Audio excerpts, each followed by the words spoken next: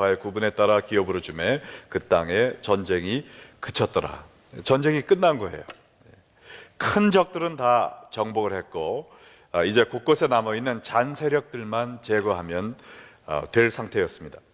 그 다음 지도에서 보시는 것처럼 이 여리고부터 시작해서 처음에 가나안 중부 전선을 공격하기 시작했고, 그리고 예루살렘 중심으로 뭉친 가나안 남부 지역 연합군들이 쳐들어왔을 때 기브온에서 물리치고 남부 지역을 완전히 점령했고요. 그리고 저 위쪽에 하솔을 중심으로 결성된 가나안 북부 지역 연합군들이 또 싸움을 걸어왔을 때 메롬 시내에서 그들을 격파하고 북부 지역을 정복을 했습니다. 그래서 5년간의 긴 세월을 걸쳐서 이 약속의 땅 가나안을 완전히 정복을 한 것입니다. 근데 이 정복 이야기가 다 끝난 11장 후에 12장 오늘 읽은 말씀에 보면 가나안 정복 전쟁의 역사를 종합해서 기록을 해놓았습니다. 1절부터 6절까지는 모세를 통해서 요단강 동편에 있는 족속들을 격파한 기록이 나오고요, 7절부터 마지막 절 24절까지는 여호수아를 통해 요단강 서편 가나안의 31명의 왕을 굴복시킨 기록이 나와 있습니다. 근데 참 이상한 것은 이제 전쟁이 끝났으면, 이렇게 대승을 거두었으면 정복한 땅을 빨리 12 족속들에게 나눠주면 될 텐데 왜 또 이렇게 이 가나안 정복 역사를 12장에 적어 놓았는가? 그리고 가나안 정복은 여호수아가 이끌지 않았습니까? 사실 요단 동편은 가나안 땅이 아니죠. 그럼에도 불구하고 이미 죽은 모세의 이야기를 꺼내서 가나안 동편에 있는, 요단강 동편에 있는 그 두 족속을 물리친 사실까지 지금 12장에 기록을 하고 있습니다. 왜 그랬을까요?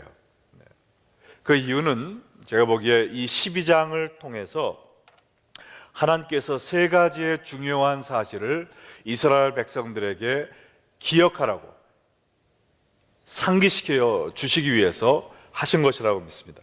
그런데 이 세 가지의 진리는 오늘날 영적 전쟁을 싸우고 있는 우리들도 항상 잊지 말고 기억해야 될 줄로 믿습니다.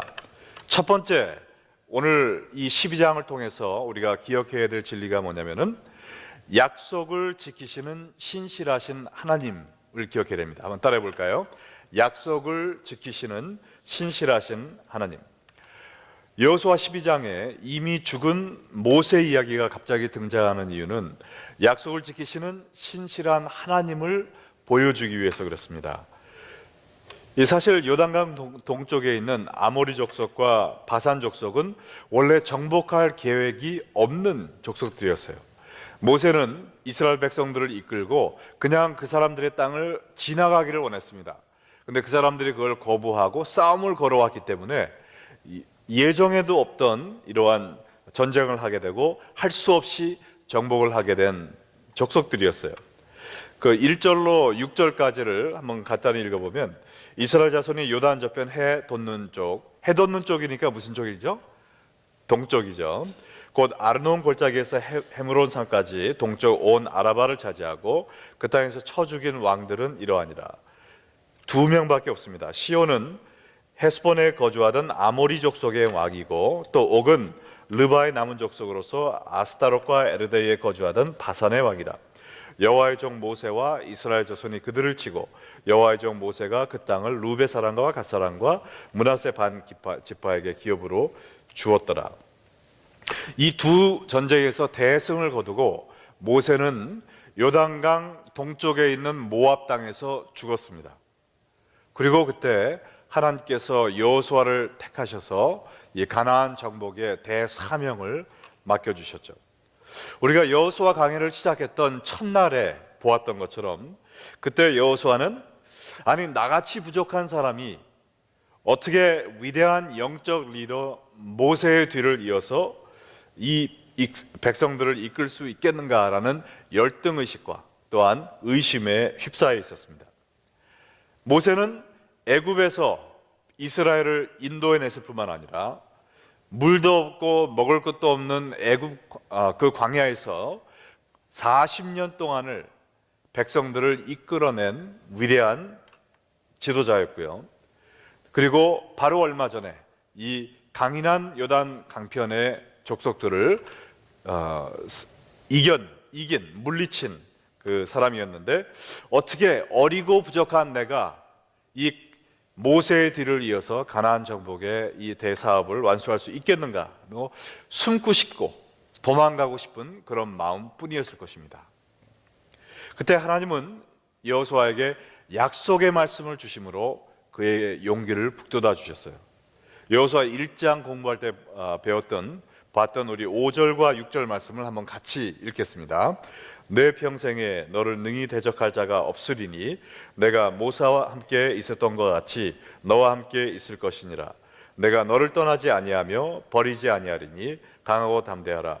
너는 내가 그들의 조상에게 맹세하여 그들에게 주리라 한 땅을 이 백성에게 차지하게 하리라.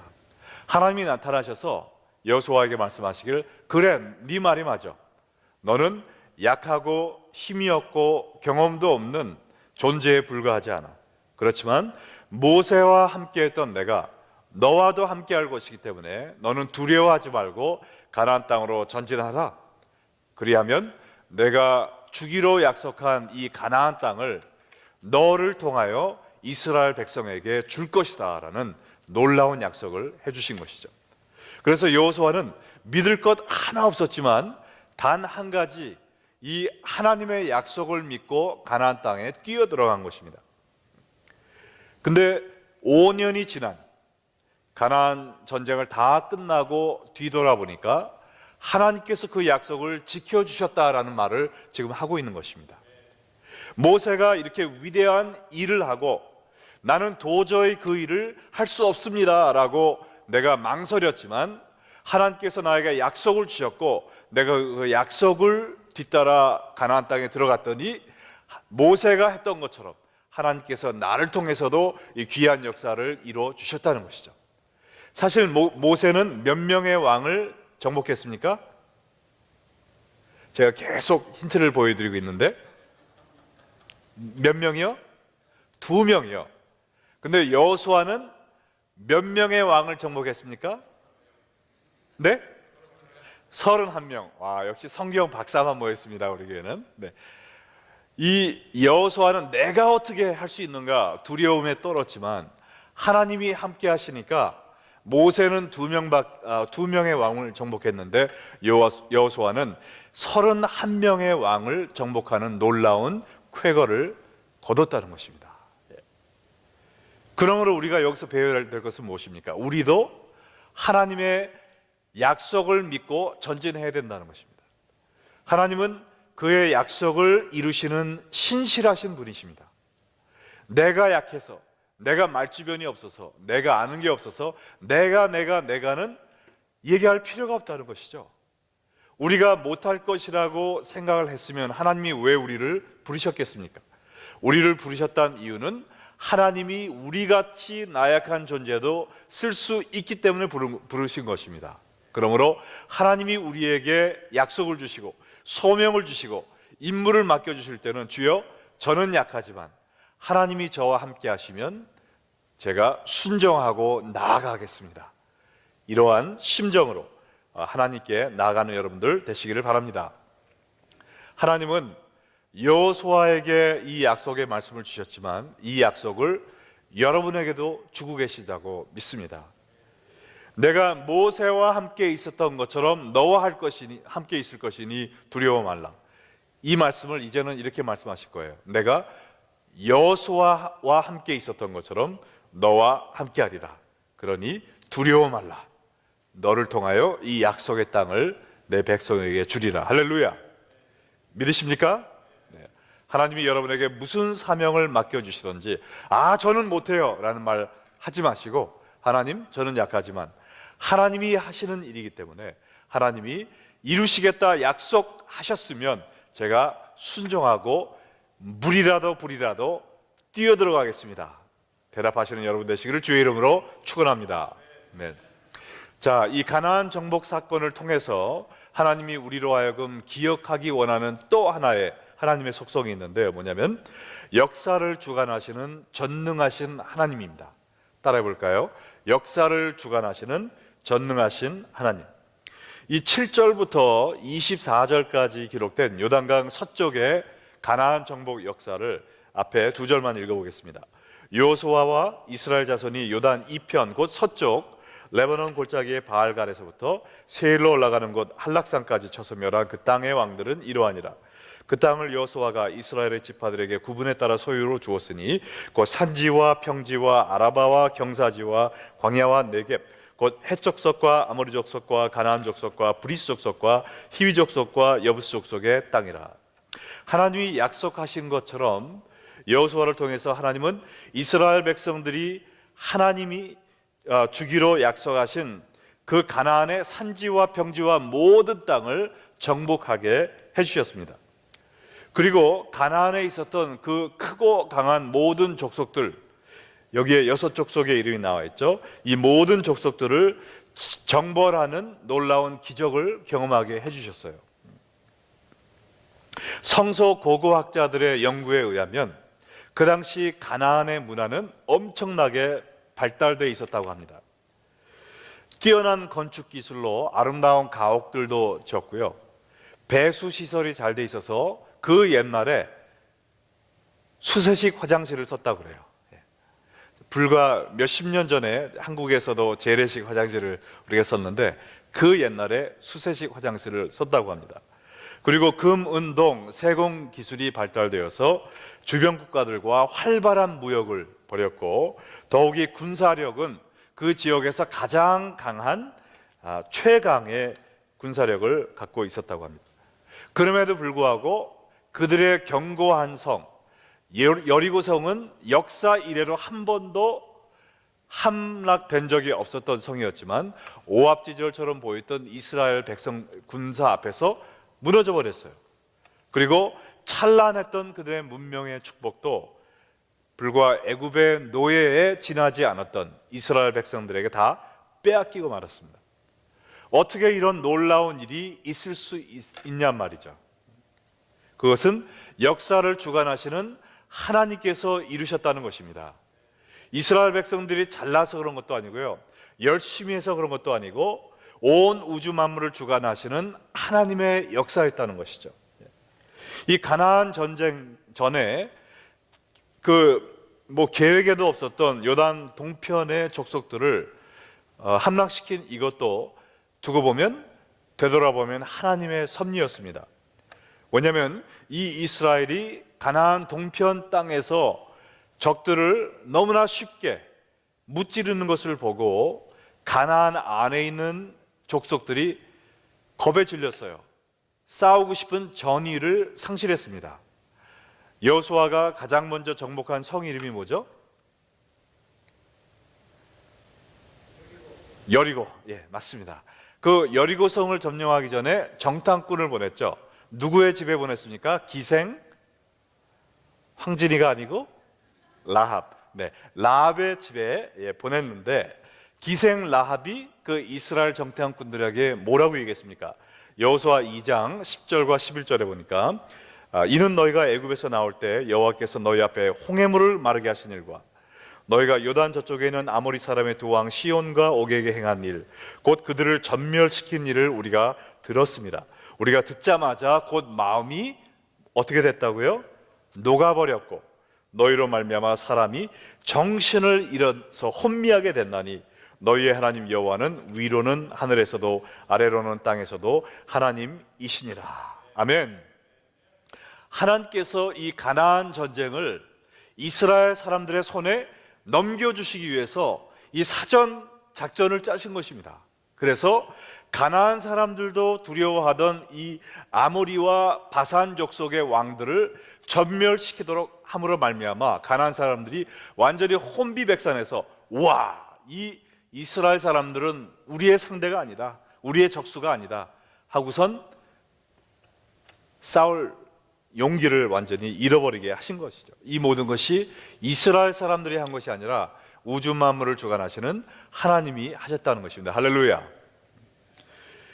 놀라운 사실은 이 전능하신 하나님이 여호수아의 하나님일 뿐만 아니라 바로 여러분과 저의 하나님이라는 것입니다. 여기서 아멘이 나와야 되는 대목이거든요. 다시 한번 얘기하겠습니다. 이 전능하신 하나님이 여호수아의 하나님일 뿐만 아니라 여러분과 저의 하나님이시라는 것입니다. 아멘. 하나님은 여러분의 삶을 주관하실 뿐만 아니라 이 온 우주 만물을 주관하세요. 하나님을 믿는 사람들만 주관하시는 것이 아니라 하나님을 믿지 않는 페르시아의 왕도 움직이셔서 이 이스라엘 백성들을 예루살렘으로 돌아가게 하지 않으셨습니까? 온 우주 만물을 이 손바닥에 올려놓고 계시는 분이라는 것입니다. 아무리 강한 적이 여러분을 해치려 하다 해도 하나님은 여러분을 보호하실 수 있습니다. 아무리 여러분이 정말 겹겹이 높은 산에 둘러싸인 것처럼 아무리 좌우로 둘러봐도 어려움, 내가 넘을 수 없는 산밖에 안 보인다 할지라도 하나님은 여러분으로 하여금 그 모든 어려움을 극복할 수 있도록 힘을 주는 분이십니다. 우리는 비록 부족하지만 이 전능하신 하나님의 손에 들린 의의 도구가 될 때 부족한 우리를 통해서 이 세상을 변화시킬 수 있다는 것입니다. 정말 아무것도 아닌 그 12제자를 통해서 예루살렘을, 유대와 사마리아를, 온 세상을 복음으로 뒤엎으신 하나님께서 우리가 이 전능하신 하나님을 믿고 그 약속을 의지하고 나아갈 때 우리를 통해서도 이 시카고를 살릴 수 있음을 믿으십니까? 우리를 통해서 도저히 예수 믿지 않을 것 같은 그 사람에게 복음의 씨앗을 뿌릴 수 있음을 믿으십니까? 여러분을 통해서 이 썩어져가는 미국과 정말 정신병에 걸린 것 같은 이 세상이 새롭게 변할 줄을 믿습니까? 이 믿음을 가진 사람들을 하나님은 찾고 계시고 쓰시다는 것을 확신하시기 바랍니다. 오늘 이 말씀을 통해서 우리가 마지막으로 기억해야 될 하나님에 대한 진리 또 한 가지는 늘 함께 하시는 은혜의 하나님이라는 것입니다. 따라해 볼까요? 늘 함께 하시는 은혜의 하나님. 자, 9절로 24절에 보면 여호수아가 정복한 31명의 왕의 이름들이 나옵니다. 우리가 다 읽지 않고 몇 절만 보면요, 하나는 처음부터 여리고 왕이요, 하나는 베델 곁의 아이 왕이요, 하나는 예루살렘 왕이요, 하나는 헤브론 왕이요, 하나는 야무룻 왕이요, 하나는 디르사 왕이라 모두 31 왕이었더라. 근데요, 이 모든 왕들과 이스라엘이 겨루어 싸웠을 때 거기에 스토리가 있습니다. 그냥 가서 무찌른 게 아니에요. 하나님이 어떻게 그들과 함께 하셨고, 그들을 어떻게 인도하셨고, 어떻게 나약한 이스라엘을 통해서 이 최강의 군사력을 자랑하던 이 가나안 족속들을 무찌르셨는지 스토리가 있단 말이에요. 이스라엘 사람들의 매 순간순간마다 하나님이 함께 하셨습니다. 하나님이 역사하셨습니다. 하나님이 은혜로 그들을 이끌어 주셨습니다. 여리고 성과 싸울 때는 어떻게 됐죠? 말씀대로 뺑뺑 돌기만 했어요. 근데 손가락 하나 꿈쩍하지 않았는데 여리고 성이 와르르 자기 혼자 무너져 버렸습니다. 하나님이 하신 일이죠. 아이성은 어떻게 됐습니까? 처음에 교만해져서 쓰라린 패배의 잔을 마셨지만 하나님의 말씀대로 유인작전을 써서 또 공격을 했더니 아이성을 또 대파할 수 있도록 하나님께서 함께해 주셨습니다. 예루살렘은 어떻게 됐어요? 엄청난 숫자의 남부 연합군을 모아놓고 이 기브온과 유다 이스라엘을 무찌르려고 했지만은 하나님께서 말씀하셔서 기습작전으로 밤에 한 걸음에 가서 덮쳐라. 그리고는 우박을 내리셨죠. 그리고는 해가 중천에서 지지 않도록 하는 하나님의 놀라운 역사가 있었습니다. 이 5년간의 이스라엘 전쟁을 보면요, 한순간도 하나님께서 이스라엘 백성들을 혼자 내버려 두지 않으셨어요. 하나님이 항상 함께 해주셨습니다. 은혜로 그들을 인도해 주셨어요. 그들의 삶과 역사를, 전쟁을 통해서 하나님의 은총의 흔적이 너무나도 생생하게 살아 있었습니다. 여러분 다 좋아하는 복음성가 있으시죠? 제가 좋아하는 복음성가도 몇 개 있는데 그 중에 하나가 뭐냐면은, 알아맞힐 분 계세요? 지금 제가 하는 얘기하고 일맥상통하는 건데, 제가 화면에는 못 띄웠는데, 내 인생 여정 끝내요. 내 인생 여정 끝내요. 그 다음에 어떻게 되죠? 강 건너 언덕 이를 때 하늘문 향해 말하리 예수 인도하셨네. 후렴이 어떻게 됩니까? 매일 같이 해볼까요? 매일 발걸음마다 예수 인도하시네. 나의 무거운 죄짐을 모두 벗고 하는 말 예수 인도하셨네. 할렐루야. 우리가 마지막 날 하나님 앞에 가서 할 말은 이거밖에 없다는 것이죠. 우리가 하나님 앞에 뭘 자랑하겠습니까? 모두 다 하나님이 하셨습니다. 예수님이 인도하셨습니다. 제가 고비를 겪을 때마다 하나님의 은총의 손으로 저를 인도하셨습니다. 제가 잘한 건 하나도 없어요. 하나님, 이 면류관 제가 어떻게 받습니까? 면류관 벗어 주 발 앞에 내려놓고 모든 것 주께서 인도하셨네. 그 간증밖에 없습니다. 할렐루야. 여러분의 발걸음마다 하나님의 은총이 묻어 있음을 기억하시기 바랍니다. 여러분의 삶 속에 그저 힘들고 어려운 일만 있는 것 같지만 하나님은 언제나 그 자리에서 여러분을 은혜로 인도하고 있다는 사실을 기억하세요. 우리의 삶을 통해 나타나는 하나님의 흔적을 발견하시고 그것을 남에게 나누는 삶을 사시기 바랍니다. 이스라엘 사람들은 하나님의 은혜의 흔적을 유산으로 남겨줬잖아요. 6월절 뭡니까? 애굽에서 그들을 구원하신 하나님의 은혜의 흔적이죠. 또 7.7절 무엇입니까? 하나님이 그들로 하여금 가나안 땅에서 첫 번째로 추수하게 하신 그 은혜의 흔적입니다. 초막절 뭡니까?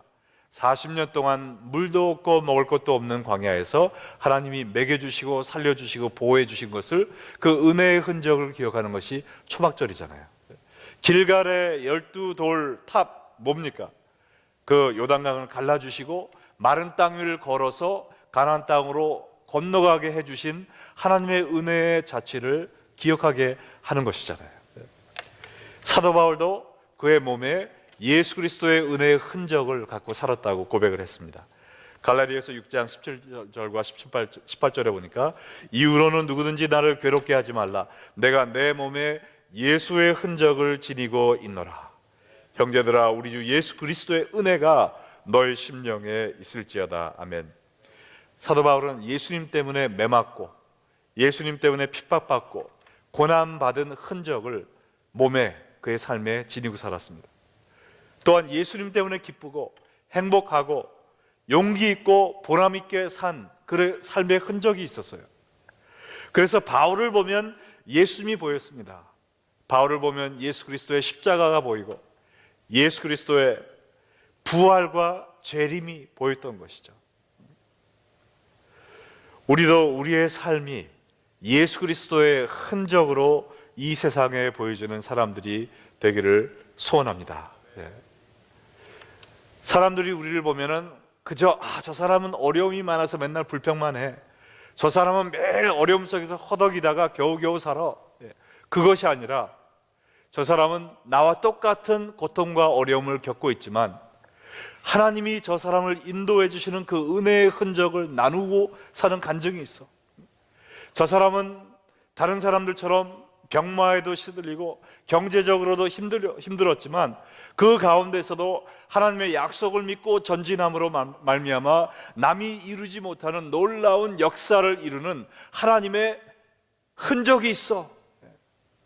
어려움 가운데서도 실망하지 않고 주를 찬양하며 기쁨으로 산 예수 그리스도의 자취가 있어.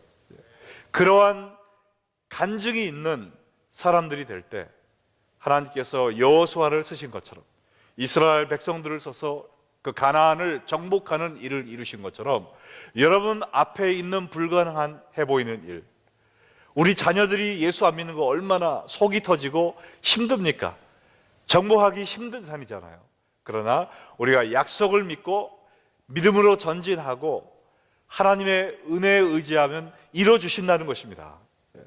여러분 경제적으로 또한 인간관계 속에서 여러 가지 맺힌 것이 있을 때 우리가 의심하지 말고, 주여 저는 할 수 없지만 하나님이 약속하셨으니 하나님만 믿고 나아갈 때 이것을 해결해 주시고 나를 통해서 역사를 주관하시는 하나님께서 이 정도는 변화시키고 해결해 주실 줄 믿습니다 라는 믿음을 가지고 나아가다 보면 우리의 삶 속에 늘 하나님이 함께 해주셔서 이 모든 것을 이루어 주셨다라는 간증과 예수님의 은총의 흔적들이 강처럼 흘러나간단 말입니다.